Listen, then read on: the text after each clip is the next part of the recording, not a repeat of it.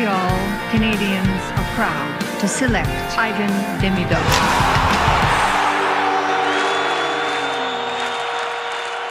What's up, ladies and gentlemen? Welcome to another episode of the Curfew Boys. Like we said, just because the season's over for the Habs, the Curfew Boys ain't gone. Round 2 playoffs just started last night.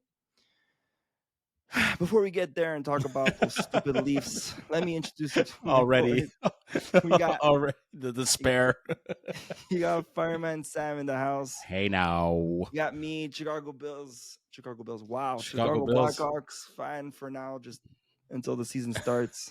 Just joking. Anxious Anthony here. Listen, if you like what you hear and love what you hear, you can listen to us on any podcast platform such as Apple, Spotify, Google, whichever podcast platform you like to listen to. If you want to see more content from us, you can follow us on Instagram, TikTok, Facebook, X. And if you want to see our beautiful faces, please subscribe to our beautiful YouTube channel. It's free. Like and subscribe. It's a win-win for everybody. You listen to Habs talk and you see our beautiful, handsome faces, you know? Nothing better than that. I'm just in a mood tonight. That's great. That's great. Keep it going. Let's thank our sponsors tonight. We got, of course, Sunil Habs Cave, one of the best caves probably in the world. From what I know, I mean, especially as a Habs fan, amazing guy. He loves to support the community. Big Habs guy. Follow him on Instagram. He has amazing content and memorabilia. And if you message him and say hello, he'll talk to you. He's just open to talking to anybody, and he's so knowledgeable in hockey. And he's just an amazing guy. Supports the community, helps a lot of fundraisers. Guys, follow Sunil. Also, we got Mike Barbecue Rubs. He's a Canadian company based out of Montreal, Quebec that sells barbecue rubs, sauces, and kettle cooked chips. All his products are proudly made and packed in Canada. They can be used on all types of meat, vegetables, even the fish. His chips are kettle cooked in Canada, and they're the only company in Canada who's using their own barbecue rub as the seasoning for their chips. You can follow their social media pages such as Facebook, Instagram, TikTok, and Twitter. All his products are available to purchase on their website, www.mikesbarbecuerub.com, and they also ship all across Canada. Let me repeat that, Mike's with an S, barbecuerub.com. You can find that email, that web. Wow, you can find that on our page. We'll tag him, no worries. And guess what, guys? As always, don't forget to rub your meat. Also, our sponsor, Les Delicieux Lafreniere, some of the biggest pastries in Montreal, cakes, cannolis, and our favorite Zeppelis, especially during the month of March. They have 6 locations, including Rosemere, Brossard, Saint Julie, Montreal West, Pointe Claire, and our hometown where we all grew up from, Saint Leo. Visit lesdelicieuxlafreniere.com. They are simply delicious. Guys. Carolina Hurricanes. They cut the lead by 1 against the Washington Capitals, game 2. Obviously, we're recording this episode Thursday, May 8th. Yeah.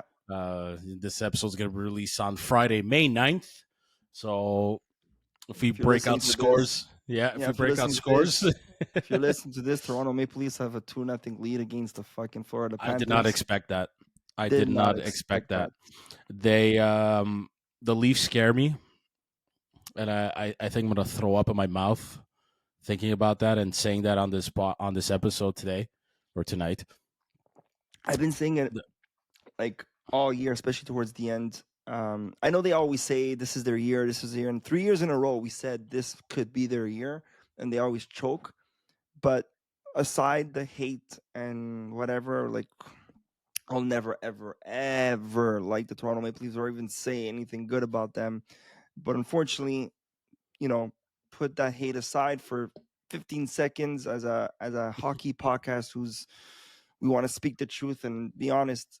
They are a scarier team this year. And if they're going to have to win, which I hope it doesn't happen, but if they have to win, this is their year. It is what it is. This is their year of winning it, and they're just scary.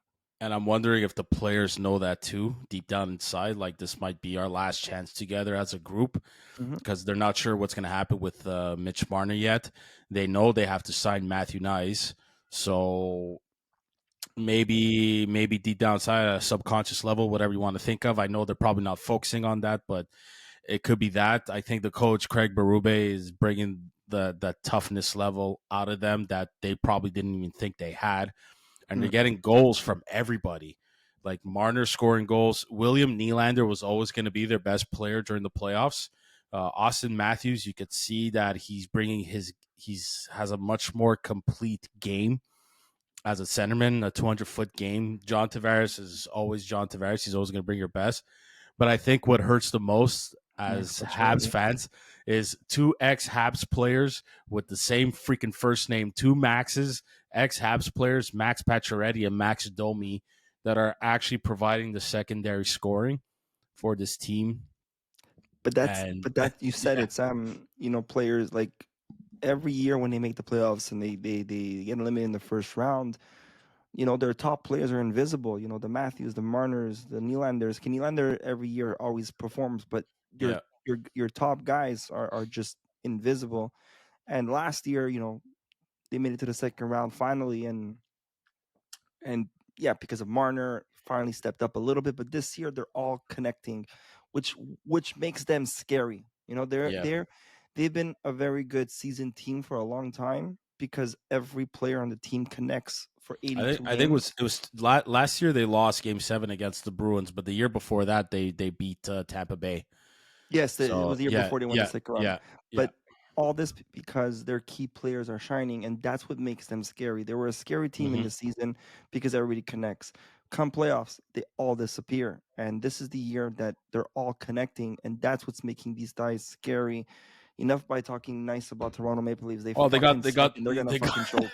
They got the goalies too. They got better defense. I said 30 seconds of good talk of Toronto Maple Leafs. It's over. We passed that limit. Well, but could it also be like I hate giving Toronto credit, but could it also be that just Florida's not playing as well as they should? Well, I don't think. No, I mean, Florida played a very good game yesterday. They were dominating. Yeah, that is true. Connecting. That is true. I don't know. Everybody was there. Like, how the heck does Evan Rodriguez get a 2-minute for embellishment after getting hit from behind? Then you could ask some people that's probably justice for Sam Bennett, whether he did it on purpose or not. Who the heck knows? But that could be justice for hitting the head of Stolarz, their goalie. I don't know what the heck is going on with that series, but it's like it's not over. No, well, Florida needs to win these two games. They have no choice. They have no choice because the last thing they want to do is go back to Toronto with trailing 3-1 in the series. Now I know 100%. the Ottawa Senators were able to avoid elimination in Toronto in the first round, but still, you don't want to give a team like Toronto that edge. So I think Florida is capable enough to tie the series. Part of me is wondering, like, if everyone is 100% healthy. Don't forget, this team, they went to the Stanley Cup Finals 2 years in a row, and still playing the type of style of hockey they play. Like, if it comes out that these guys are injured and exhaustion just caught up to them, I wouldn't be surprised either, though. And the hockey gods forbid this happens. Well, there is players, and it's gonna come out, and I have some names, but I speak to someone. I'm not gonna mention names, but I speak to someone who's close to the inside management of the Florida Panthers. We spoke about this, and he did mention some key players who are playing fairly injured. Like one of them is playing with a broken finger, and he's still fighting it. So, I mean, these are things that are gonna come out after, and it just sucks, right? Because we don't want Toronto to win, but hey. It's 2-0 series. Let's just not give them the credit yet. They've choked 3-0 many times against us, against Boston, and Florida's a better team than the Montreal Canadiens from 2021. So no, it's still not over, right? But right now, I think the player of the hockey world right now has to be Mikko Rantanen. Dallas right now is the What the scariest hell? fucking team in the I playoffs. hope they win. I want Dallas to win. Yep. And I know my cousin Chris is gonna hate me for saying this. He, for some reason, he hates Dallas. I remember watching the 1999 Dallas Stars when they beat Buffalo, and I get the controversy of Brett Hall's foot in the crease against Dominic Hasek and the coach saying no goal at their big rally, whatever. I get it, but that 1999 Dallas team was so amazing. This team sort of reminds me of that 1999 Dallas Stars and Mikko Rantanen. Like, okay, that Saturday night, I was out for pizza. There's a new pizza joint in town, and it was their pre-opening day, and it's a close colleague to my better half, so we went there for support. And I knew the game was on, so I was like, okay, whatever. One night, got back home in time for the third period, and I just watched Mikko Rantanen take the Dallas Stars on his shoulders and was like, boys, I got this. I got this. That first goal he scored where he just snipes it practically bar down was beautiful. Coast to coast, fake shot, wrap around. Yeah, went off Girard's leg, but still he created that opportunity for himself. And then the dagger in the heart of Colorado fans as he scores the empty netter hat trick to seal the deal, the last nail in the coffin. I couldn't believe it. And the funny thing about all of this Mikko Rantanen situation was he goes to Colorado to Carolina, which was a big deal. And then he goes to Dallas because Carolina messed that up like big time. I don't know how. The GM should be fired for that. But this whole time, Colorado, when they got Martin Nietzsche in the deal, he was looking like Colorado won that deal because he was playing amazing. He was skating well. He had great chemistry with McKinnon and Makar, especially on the power play. And Mikko Rantanen didn't even do much. He didn't do much in Carolina. He was okay in Dallas. No, all of a sudden he just flipped the switch and decided like, okay, I'm gonna end my former team. And these are the types of players that get you through the playoffs. Mm-hmm. Mikko Rantanen is a type of player. I pray to God one day Juraj Slafkovsky could somewhat become. If Juraj Slafkovsky can have shades of that power forward nature, like improve on the skating a little bit, shoot the way he does. Like I know I'm asking for a lot here, and Juraj Slafkovsky's only 21. There's still tons of hockey for him to play until he reaches his prime age.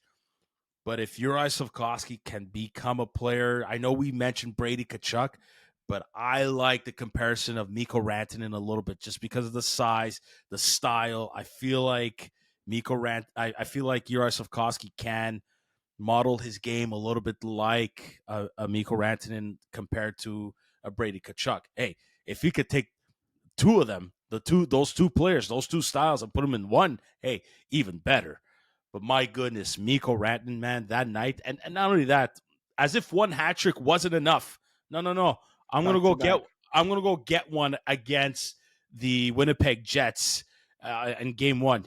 Speaking of the Winnipeg Jets, that freaking Game 7, the way they tied it up.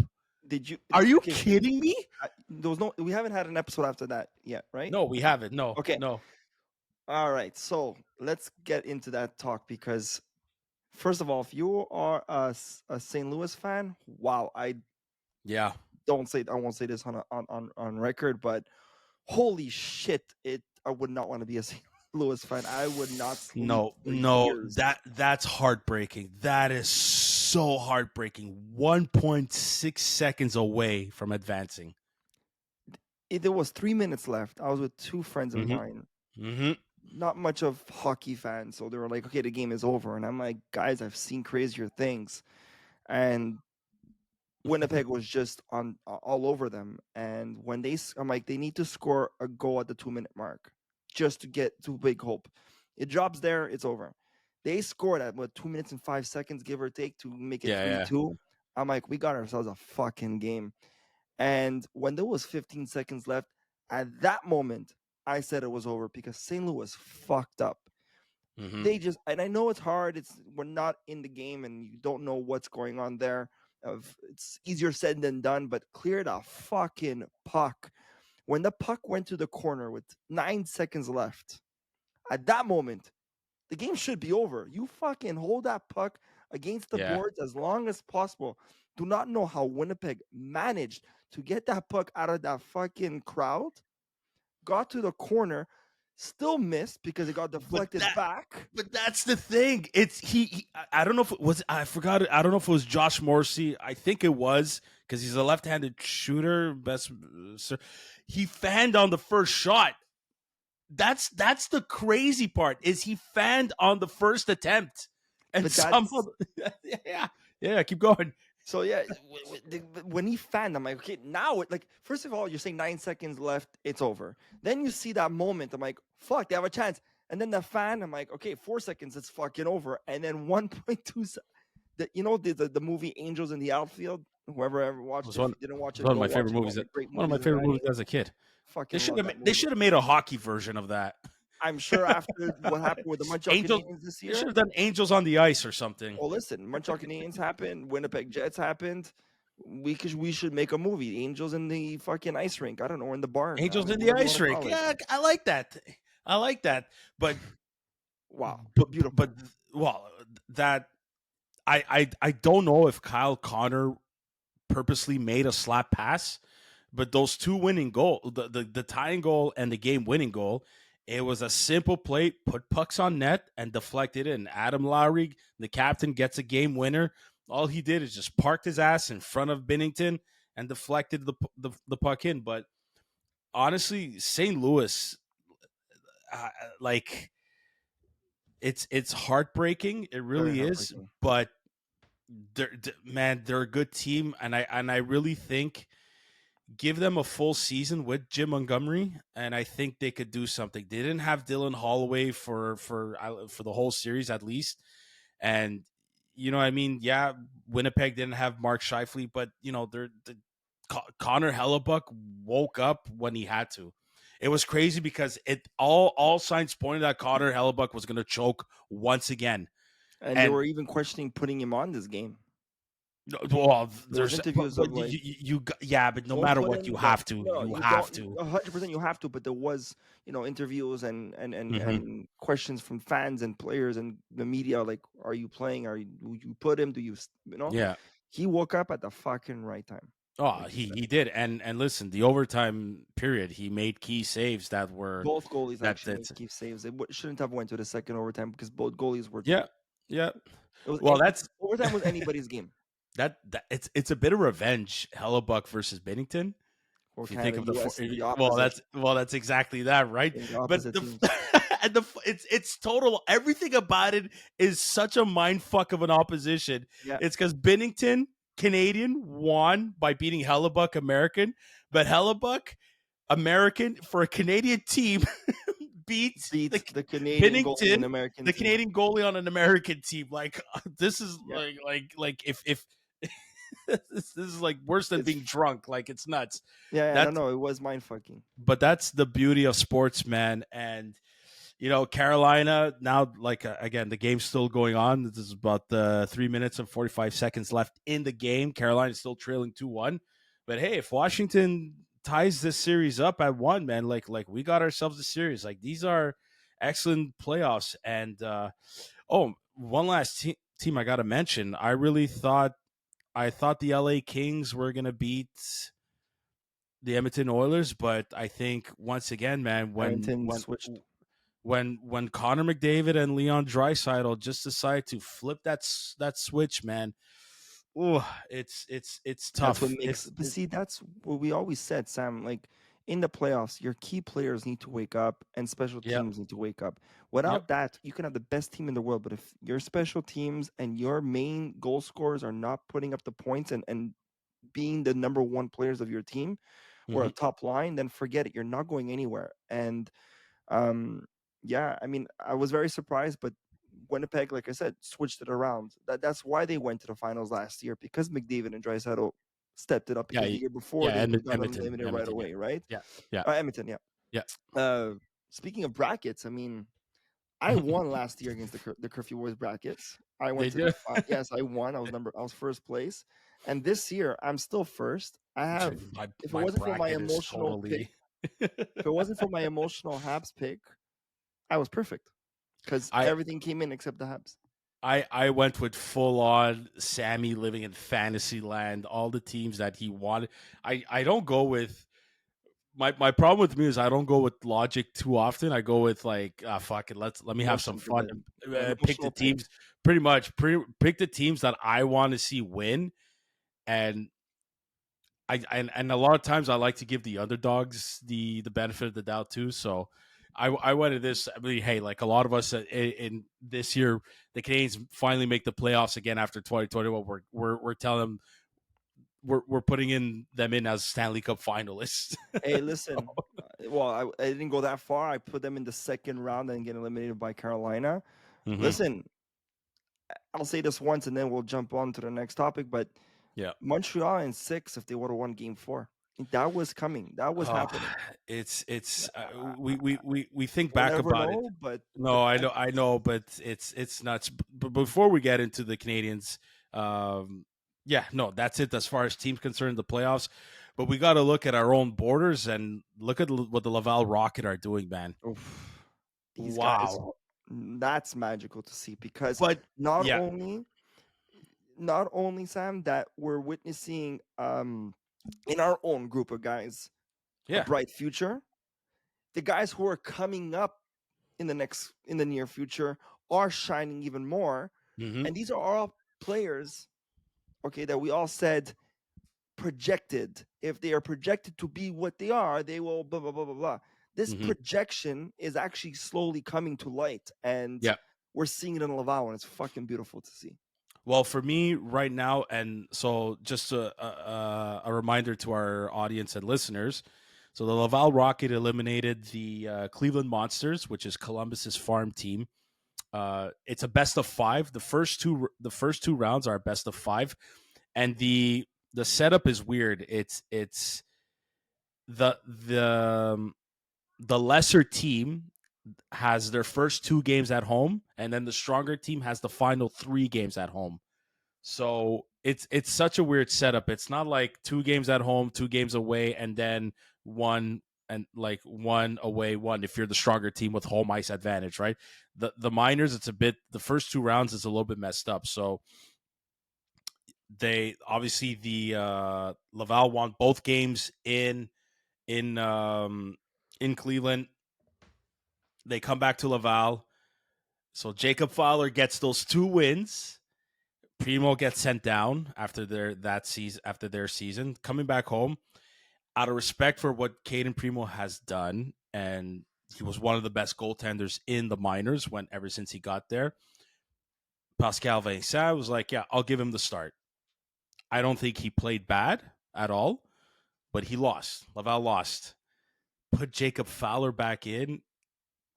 He eliminates the Cleveland Monsters. So he got all 3 wins. And mind you, the team in front of him, the Laval Rockets, in Game 4, were from puck drop to finish, were on a roll, on fire. They did not take their foot off the gas pedal. Jacob Fowler, calm, cool, collective, no crazy, didn't have to do any sprawling saves. Simple butterfly style, simple play. But what he did, Washington. I think Tom Wilson gets the empty netter. Washington up 3-1. It looks like they're going to tie this series. What a night for Tom Wilson. Ugh. But anyways, back to Jacob Fowler. Dude, his rebound control was amazing. He gave up no rebounds. Every shot that went to him, he froze the puck, stopped whatever momentum that Cleveland was having. But Logan Mailloux, that game was full-on beast mode. A goal and an assist, both on the power play. But his defensive game was amazing. You got amazing veterans, too, in Laurent Dauphin, Alexandre Barré-Boulet, You could throw in Gignac in there. You could throw in Raphael Harvey-Pinard in there. But as far as the young guns are concerned, like the Florian Jack guys are doing well. The Owen Beck is playing well. David Reinbacher, I think the nerves of playoffs for the first time in his career since he got drafted is kicked in a little bit, because don't forget, when he was in with that Glutton team, they were garbage, so he didn't make playoffs. This is probably the first time, so I think he's got a bit of the playoff jitters a little bit. Not playing terrible, not playing great either. Logan Mailloux right now is not just their best defenseman, but also one of their best players. You had a question? Yeah, I mean, if you were a coach or a GM of a team, and I get it, I completely understand giving the respect to Primo for what the season he did. But what I think was odd, putting him in after, if it was 1-1 series, so Fowler wins the first, lost the second, or vice versa, then it would make sense. Okay, let me put Primo in as respect, whatever. But you have a goalie who's hot. Yep. Puts you up 2 games. I don't know why they made the decision of putting Primo in game 3 that could have easily changed the whole momentum of that series. Because what I would have done for respect of Primo, and I get it, is if Fowler would have done 1-1, like I said, then you make the assumption, okay, I'm going to put Primo out of respect, whatever. But if Fowler would have lost game 3 and make it 2-1 series, then you can put in Primo. But not at 2-0 leads with the momentum, because I think Laval got very lucky winning the series, because if they would have lost 2 games in a row let's say Primo comes in 2-1 series, then Fowler back game 4, and then lost again 2-2 series. Yeah, it easily ended. It would have been a whole momentum game changer, and I think it was a bad mistake as a coach. Well, I think a lot of people were like, how do you put in Caden Primo when Jacob Fowler just got a shutout?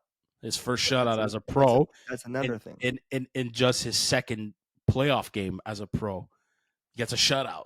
So everybody was like, how the heck do you do that? So I really think Pascal Vincent put Primo in just out of respect of what he did for that team throughout the season.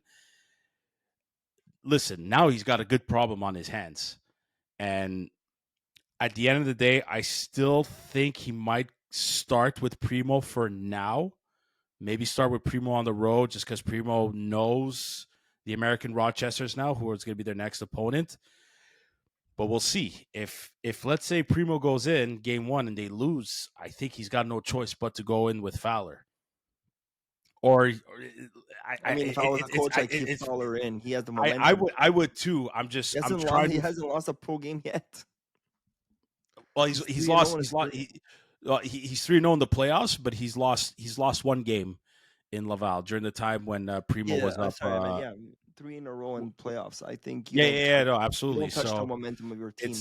Me as a coach. No, I think I'm agreeing with you. I want to see Fowler in. He's the future. It's unfortunate that all signs seem to be pointing that Caden Primo, whether his time is up or not, it's looking that way. But they drafted Jacob Fowler for a reason. They drafted him in the 3rd round after David Reinbacher for a reason. They wanted it. They're envisioning him to be the future number 1. So I would get Fowler the start. But we're not Pascal Vincent. We're not getting paid for that. But nope. But this leads to the main topic here. So this past Monday, Jeff Gorton and Kent Hughes held their press conference of the final one of the year to a big final wrap up. The last weekend on Friday, it was the players and the coaches, or at least Marty. They got to say their They got to share their thoughts on the season, and they had all of their exit meetings and all that. So I think there's a good reason why they waited a few days for Gorton and Hughes to have their final press conference. Having those exit meetings for like 23 players it takes up a lot of your time and a lot of your day, right? So it made sense that it's just one day focusing on Kent Hughes and Jeff Gorton and what they had to say. So I thought that press conference was very interesting. It's sort of, some of it still left questions in the air for me, but but at the same time too, there's no cloud into where this team is going, into the direction that they're going. At the end of the day, the vision of these two guys is, we're building a team that could contend for a cup for multiple years in a row. So we know that. They mentioned it before, but they keep mentioning it. It's like, okay, you know what? You see how they signed Cole Caulfield, how they signed Uri Slafkovsky, how they're signing Caden Gooley. It's all these long extensions, right? So they know having these core guys, it's because we want them long term so they can compete for on a longer basis, right? The first thing that I notice is that he starts off right away saying the UFAs, the unrestricted free agents we have, there hasn't been any discussion yet, and we will need to have that discussion, but there's no plan right now. So there were three. We know David Savard is retired, so he's done. Now you're talking about Christian Dvorak and Yoel Armia. I don't know how Christian Dvorak comes back, especially with the talk about trying to acquire a second line center and et cetera, et cetera, et cetera. And Alex Newhook being a third line guy, then a second line center. I could see them re-signing Yoel Armia for 1, maybe 2 years for a major discount, maybe same pay as Jake Evans, like $2 million, probably. I could see that happening, but at the same time, too, I'm still not sure. Yeah, I think Dvorak has more of a chance of leaving because I think he built a lot of value in the last from March after the Four Nations till end of the playoffs. Yeah. He really put in a lot of value to his gameplay. So I think the league sees that, and if there's any big trades or whatever, not big trades, but I don't see Dvorak re-signing. Yeah, I think as some team that needs a third line center, veteran, I think is going to give him. I could see a team giving him 2-3 years at like maybe $3 million. I don't think he's going to get more than 4 like he has right now. But so the Edmonton Oilers and Vegas Golden Knights puck drop just began. So I think the major thing that one thing is it was kind of amazing how Jeff Gorton defended Patrick Laine. He defended him a lot. And he started off by saying, like, we don't make the playoffs if it wasn't for Patrick Laine's help on the power play, right? So I thought that was quite interesting. But again, he doesn't really go into details about, like, obviously he's not going to reveal everything, but we all know that Patrick Laine has 1 year left on his contract. So it's going to be interesting to see how things pan out for him. I think he's got 1 year left to prove that he belongs on this team and that he belongs with part of this plan. I'm trying to see how. I don't know. I I'm not sure what the plan is for Patrick Laine after this year. All I do know is I think he's going to have a bit more of an opportunity to use this offseason to get a little bit healthier compared to last season, because last season he had his he went to the players Not the players' witness protection, but the players the players' assistance program. Excuse me. So Look, that probably took time away from his training and his conditioning and all that. Plus the injury too that he suffered in the preseason that didn't help. So it's going to be really interesting to see where this team is with a Patrick Laine playing game 1 up until game 82 if he's healthy for the whole year. Look, Gorton said it. We've said it many times in our episodes. Mm-hmm. I'm not taking credit away from the team as a whole because we really proved and a lot to the league and to the fans that what we are, and we what's the word I'm looking for? Well, they definitely persevered. They No, but the expectation of this team was yeah, they overachieved. They overachieved. That's it. Okay, yeah. as a whole. Yep. But let's just be honest here. Take away Hudson and Laine, and yes, I'm gonna say Laine. Mm-hmm. We're not making the playoffs. I agree. So Hudson, I agree. Hudson. 15 power play goals. I'm just saying.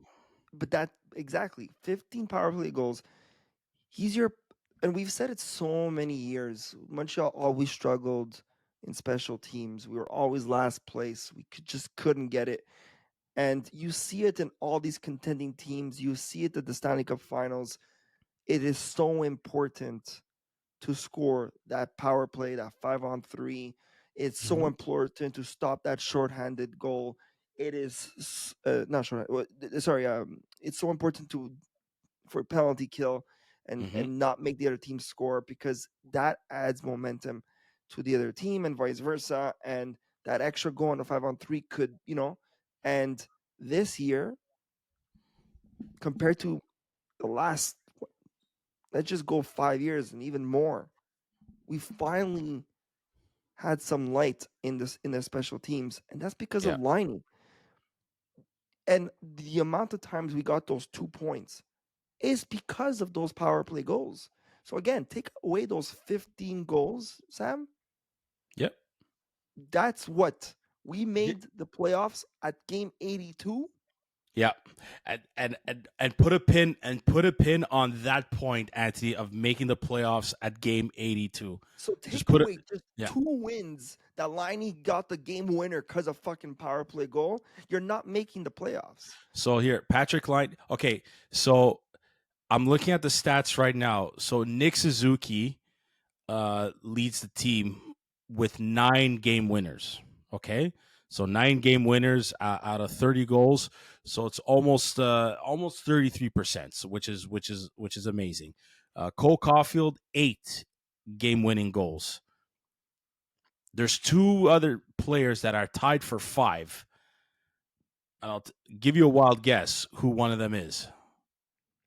Well, we're talking about Laine, so I'm guessing Laine. So Patrick Laine. You know who the other one is? He's tied. He's got 5 game winning goals. You'll probably never guess this. Or maybe you will. Didn't score 5 goals. No. Did he? Lane Hudson. No. 5 game winning goals. Gallagher? Nope. Dvorak.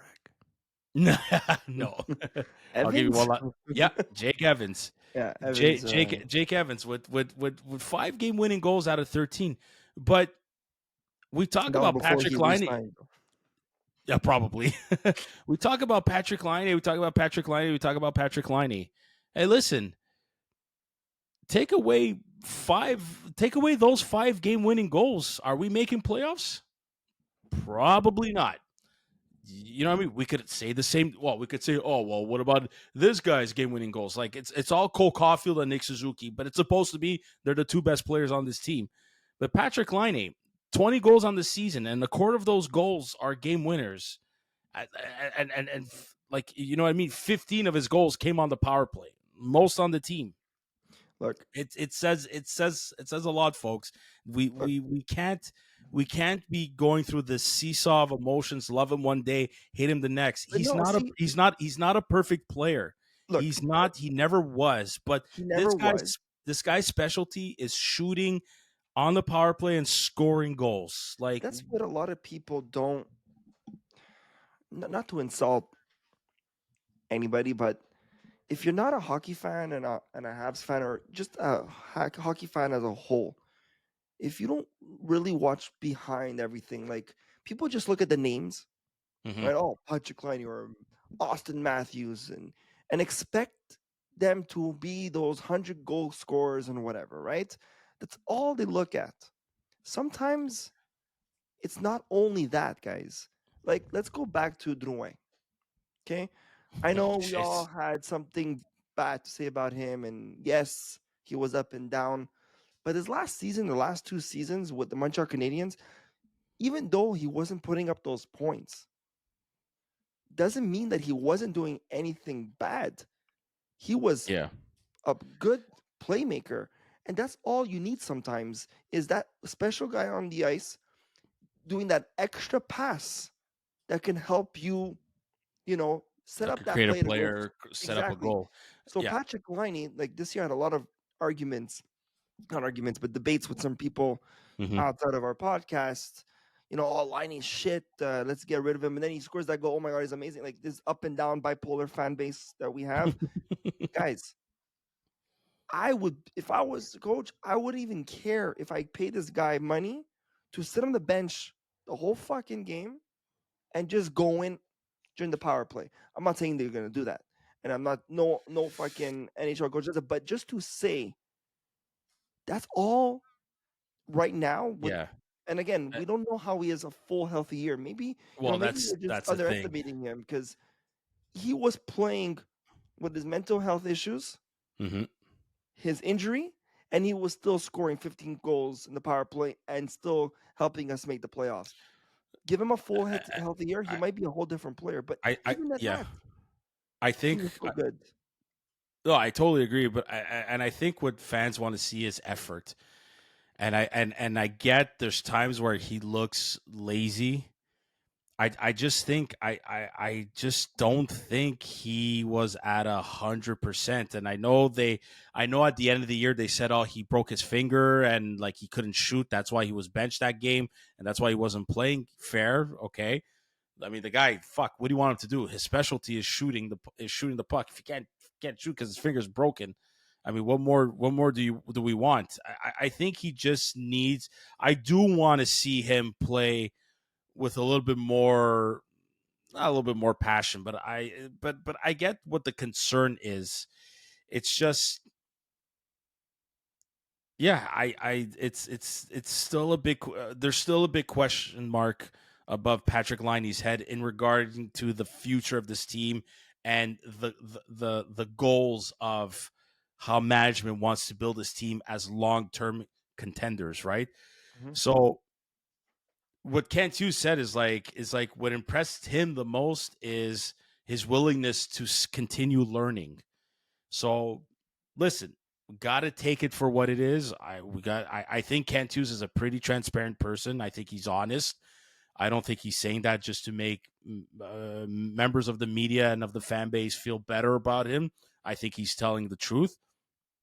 But I think they all know that, no, he's going to need to show a little bit More effort. more than what's that.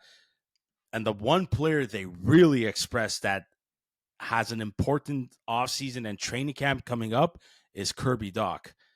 And I think Jeff Gorton was pretty adamant about it. He says, like, yes, he's had some bad luck, 2 bad injuries, having to go through rehab again and again.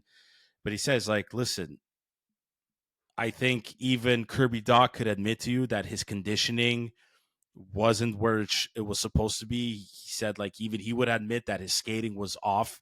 So he needs to improve on that. And basically he says, like, it's up to Kirby Dach. Kirby Dach controls his own fate. It's up to Kirby Dach to show management he belongs. Okay? In other words, he's like, if it's like, we still believe in Kirby Dach. We still believe he has a role on this team, but it's going to be up to him. And you know what? I fucking love that. I love that management is putting accountability on their players. You want to play hockey, You want to be in the NHL. You have enough talent to be here, but you want to be part of this team and what we're building. Fucking do everything you can to get healthy, train, condition yourself to still be able to play in this league, and fucking come back hungry. And I get it's easier said than done. We're two schmucks in not in our basements, but we're here in the comfort of our league. But it's like anything in life. If you want success, you got to put in the work. I personally believe in Kirby Dach. I still think he's got a role on this team. Is it a second line centerman? I don't know. Then they address that issue, and they say things like, "Well, sometimes on the second line, it's sometimes you see teams that they have a winger that carries that line, and like they're almost 100-point players." And in my head, when he said that, right away I started thinking, "Oh my God, they're probably expecting Ivan Demidov to carry that second line."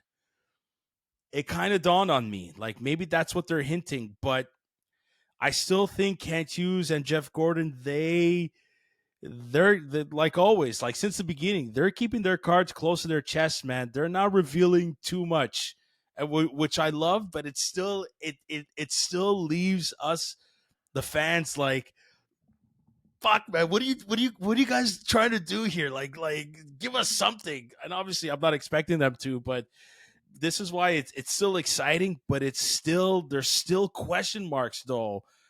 And I still think there's that one piece missing. And like Jeff Gorton, he was being sarcastic. He's like, because like a reporter asked him, like, I don't know if you noticed, but like the topic is like a second line centerman and needing to get bigger. And it's like, oh yeah, really?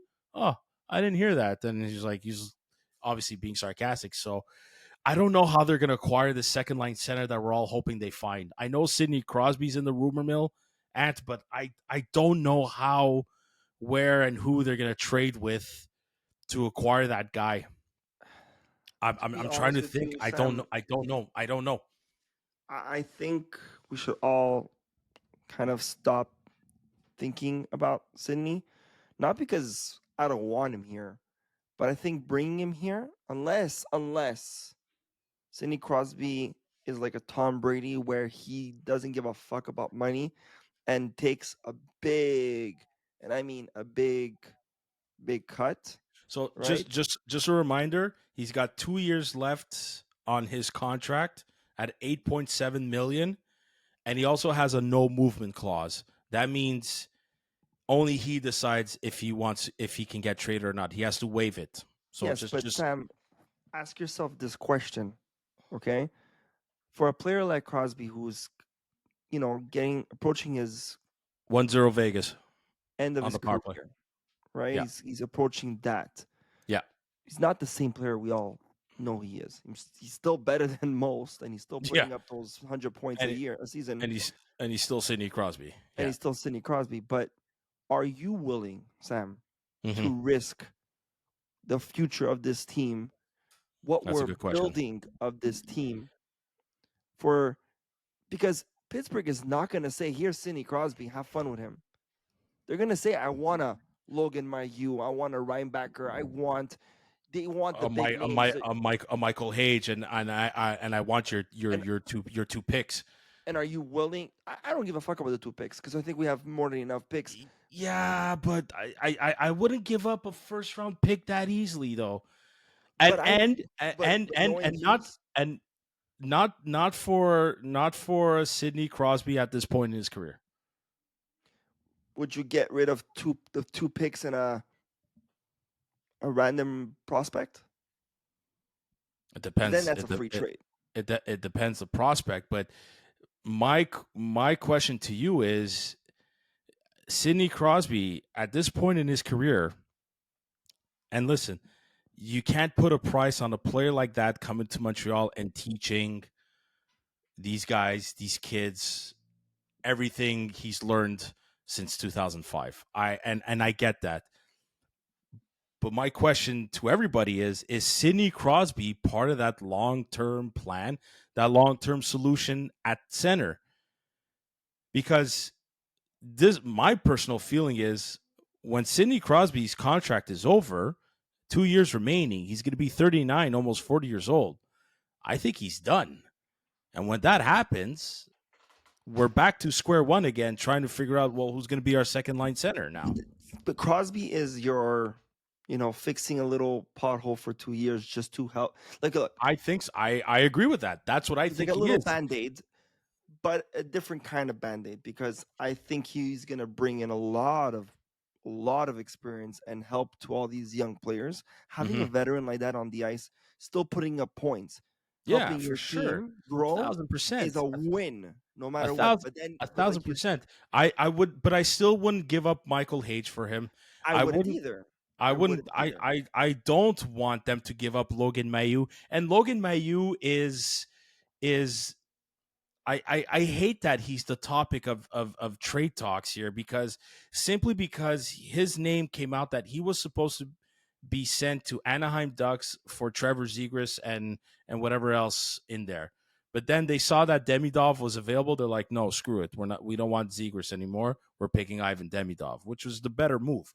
And look at Logan Mailloux, who's playing a lot better in Laval now. He's learning how to defend with his size and his with his stick, the length of his stick too, right? So I just think I don't know if I'm willing to give up that much for Sidney Crosby with 2 years remaining, or No, even less than 2 years. I I, don't I don't know. I couldn't agree more. I don't think I'm comfortable with that. I couldn't agree more. But like I said, I would get rid of the 2 picks and someone random, like random, because look, you have to understand, Pittsburgh is in a also position that they need to rebuild from Oh, for scratch. sure. Oh, Kyle Dubas is going to be aggressive. He's going to be aggressive, but at the Oh, same time, he we have is. Hughes, who's very smart when it comes to these things. We've gotten names for nothing. When we all laugh, like, how the fuck did he come to Montreal for nothing? You know what I mean? Like, Oh, I think he can 1,000%. find a way, but I would not give up a big name of ours, like a Hage or Mayu. Look, Hage, maybe I might slip in and say, you know what, 2 picks in Hage, I whatever. I don't know, man. I just think I can't see Hage, just the story, the background of his father being a Habs fan, growing up a Habs fan, how they traded up just to get him. I don't see them giving him up so easily, and But it's I. not easily, Sam. Crosby, if he's going to still give you the 100 points for the next 2 Mhm. seasons, let's say you sign him for 2 years, okay? 2 years of 100 points. Well, And I you're don't think he's gonna giving, get. I don't think he's gonna get 100. He's gonna get over 80 for sure. I think he could okay, do like. I think he could do like Suzuki, get over 85, almost reaching okay, 90 so you're points. adding another 80-point It player to your it team for it 2 it years is it and it giving these it. players experience of a lifetime.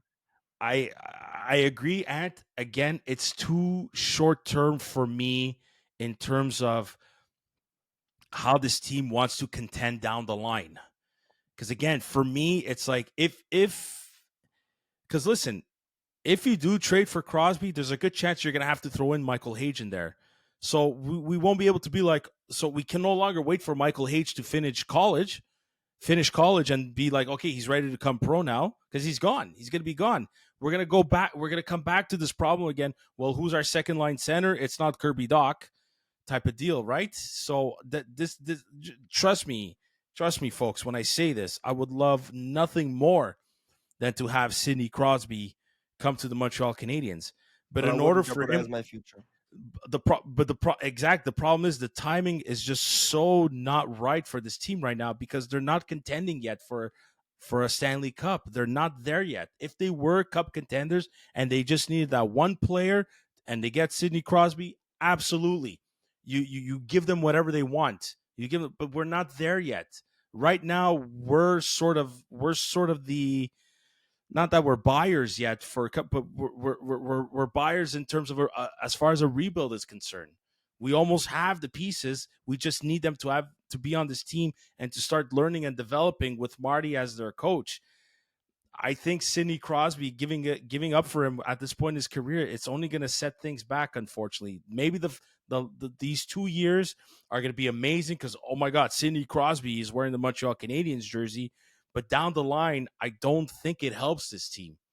I don't think it helps him when he decides, guys, I have to retire now because I'm just too old for this game now. I really think they're just waiting for Sidney Crosby to go to the Olympics, and win the gold medal, and then that's it. I really think that's his goal. He's won 3 Stanley Cups. If he wins one more gold medal, he's gonna have he's gonna be a 3-time Olympic gold medalist. He's going to the World Hockey Championship too. So there's a good chance he could win that. He's won the World Cup. He won the Four Nations tournament. What more does this guy need to do? And what does he need to? What more does he have to prove? Just wear that CV, jersey. his CV is filled. Yeah, that's all. That's all he has to do. He's missing. That's all listen, he's missing. If you're telling me the Canadiens get Sidney Crosby and all they had to give up was those two picks, the 16th and the 17th, maybe I'd be okay with it. If you get Crosby and you still have Michael Hage, I'd be okay with that. But this isn't PlayStation here or Xbox. You know what I mean? It's like not, I said, it's not going to go down that way. They'll probably ask for a David Reinbacher, or they'll probably ask for a Michael Hage, or maybe they'll be like, okay, we're not, keep your picks, keep your defensemen, give us Ivan Demidov. Hell no. Hell no. To the no. So, you know what I mean? And this leads to my last point, Ant, is that this team is not a finished product. No. They said this. We're not a finished product. Yes, making the playoffs is somewhat of a stepping stone as far as experience is concerned for these young guys. They really got the experience. They got to experience what it's like being in the playoff atmosphere, especially in Montreal. But in no way, shape, or form does this accelerate our plans of this rebuild. The plan is not changing. The direction of this team and the speed of this rebuild is not changing. That's what we all need to remember, is that you said it before, Ant. We made the playoffs by the skin of our teeth at game 82. Like, I was expecting them to do that next season, not this one. So when you think about that, your mind, the bar is high next year, but you also got to remember, if they make it by the skin of their teeth, if they don't make it by the skin of their teeth next season, but it's kind of to be expected too, type of deal. But because they made the playoffs right now, the bar is higher, like you said. But Kent Hughes and Jeff Gorton, they keep assuring people, it's like we still need to be patient. It's like they did not accelerate anything. Yes, it was a great season. It was an up and down season, but it was a fun season nonetheless. We made the playoffs. We exceeded expectations. The plan of this rebuild, and nothing has changed yet. Nothing has changed yet. They're waiting to see what's going to happen with Kirby Dach, but they got the prospects they know they want to see and carry this team. They're going to be looking. Listen, I wouldn't be surprised if they keep pick number 16 after watching that lottery draft, which was super weird. I was watching like those late lottery commercials where the lady puts the balls in and just like it was like watching that. And so the Canadiens, now obviously it's official. Pick number 16, that's Calgary's pick, and they have pick 17, which is their own pick. I wouldn't be surprised if they keep 16 but trade 17 for something. They got a plan and they got something in mind, man. But they're not hinting at anything. One guy asked, a lot of offer sheets are going to be made. Do you see it happening? And Jeff Gorton said, yeah, I actually see some teams going that direction with the salary cap going up. And he was there. He was like, yeah, it's an option for us. Do I see us doing that? Probably not. Maybe they are. And if they do, please but go offering Mason McTavish. Go fucking get him. But I don't think Anaheim would give him up that easily. There's even Bennett. Well, Sam Bennett's a unrestricted free agent. I mean, if we could screw over the Leafs, we go get Matthew Nyes, or we offer sheet Matthew Nyes a lot of money to the point where they can't afford Mitch Marner anymore. So I don't know. Just find a way to screw the Leafs up, man. But I'm telling you, as far as restricted free agents is concerned, second line center for me, Mason McTavish, man. I see him long term on this team, second line center to Suzuki. All I know is that I'm not worried. Look, everybody's gonna make mistakes. I'm not saying our management is perfect, but they are better than what we've ever had. And this is going back to the Gainey days, the fucking Bergevin days. We're finally in a position where we we trust these two guys with our own lives. Like I trust Hughes and Gorton with my own life. No, Like I feel like if I'm walking on the street near the Bell Center and a car's about to hit me, I feel like Hughes is gonna come out of nowhere and save me like Superman. That's how much I trust this guy with this team. I know it's stupid what I just said, but you know what I mean. But it's kind of getting I late, but I get it. yeah, I really think I don't know, but I think July 1st is gonna be, or even the draft before, but I think they're gonna surprise us. I think you said something before that kind of, and I'm not being those fans where I'm jumping the gun either, but when you saying we're not a finished product, I'm not saying we are, but I think we're fucking damn close to it. Yeah, I think we are too, and I think they are too. But I truly believe they're waiting for all of their pieces to finally be NHLers and to So no, that's what I finally okay. So that's what I mean. get seasons under their belts. I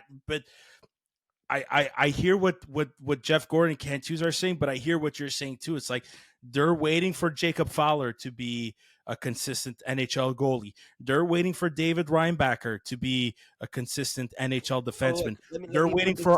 They're waiting for Ivan Demidov to be that potential Okay, so superstar. that's what I mean. So okay, let me put this in a. Might sound fucking weird, but I think I got it. It's like I think we're missing one or two more pieces to finish the puzzle, Yeah. but that doesn't mean it's a finished product. The product is finished, but now it's putting that. So I think we're missing two more pieces to close the puzzle, and then putting it in a canvas. That's the finished product. Oh, drop the mic. Here it goes with the analogies. So Yeah, I I get it. think that Well, so when you say we're not a finished product, I think we're one or two pieces away from finishing the product, but then laminating it is not there, and that's what you. But that's what you just said. that's where Marty comes in as the coach. He just laminates his team. But the lamination, or putting it in a canvas or in a frame is what you just said. Demidov putting more NHL years under his belt. Fowler coming up, Mayu coming up. All these young players adding more NHL years under their belt is the lamination of the puzzle. Yeah. So I think July. This is my projection or prediction, or like Joey says, my scenarios. I think we will close our puzzle this year, either at draft or July 1st, and then give it another year or two to laminate and put us in the canvas. And that's when we're going to put on the wall and contend. Wow, man. Fuck, I'm on fire tonight. It's about neck. Fuck. How can I continue after this? No, exactly. They're waiting. If you notice, Kent Hughes and Gordon are going with the players they drafted a little bit more than the past organization, except for the obvious of Suzuki, Caulfield, and Caden Gooley, right? I mean, there's still Arbor Jackeye there. We'll see what's going to happen with Jaden Struble, but and we'll see what happens with Logan Mailloux too. But they're really focused. They're focusing on the main guys they drafted. It's Fowler, Reinbacher. Obviously, Demidov is there. Throw in Hage in there. Throw in Owen Beck in there too. The second round pick of the second round pick, the first pick in the second round of the official rebuild in Uri Savkovsky's draft. So they're waiting for those guys. They're waiting for those kids to be fully seasoned, ready to play pro for many years. I still think this draft, you could still get yourself a good depth player to help that team. So we'll see. Yes. We'll see. Yes, and one last point. I think we're at a point where, and this is a conversation I had with someone recently.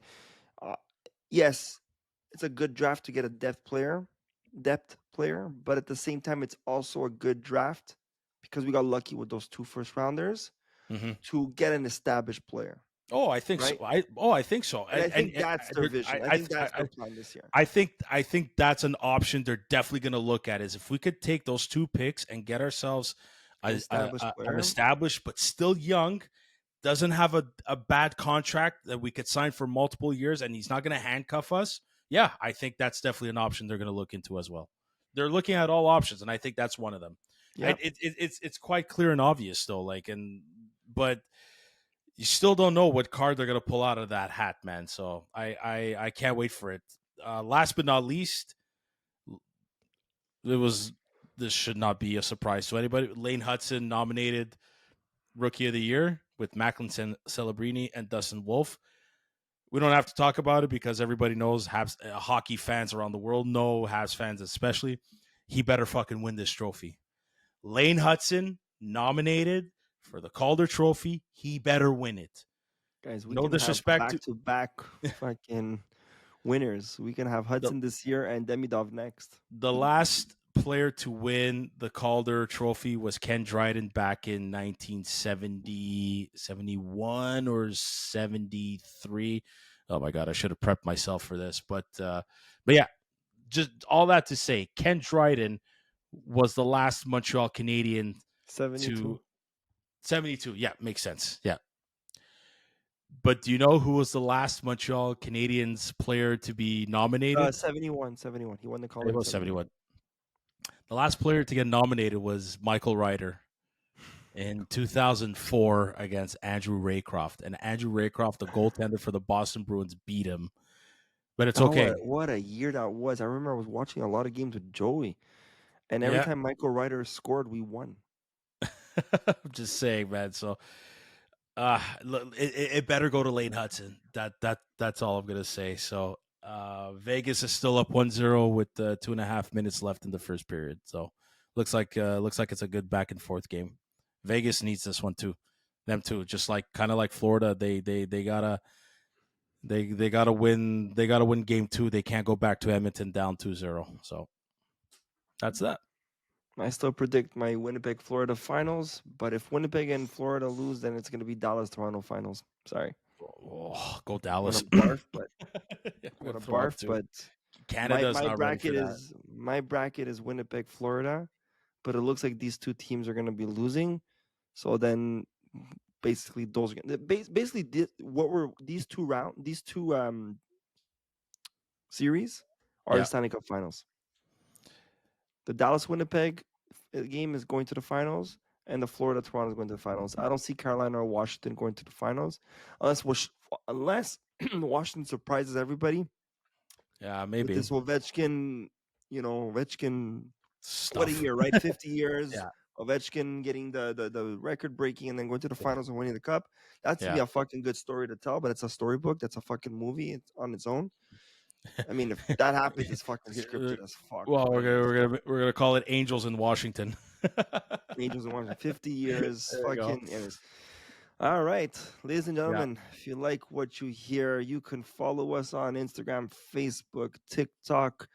Subscribe to our beautiful channel and see our beautiful faces on YouTube. You can listen to us on any podcast platform such as Apple, Spotify, Google, and any other podcast platform you like to listen to. Wow.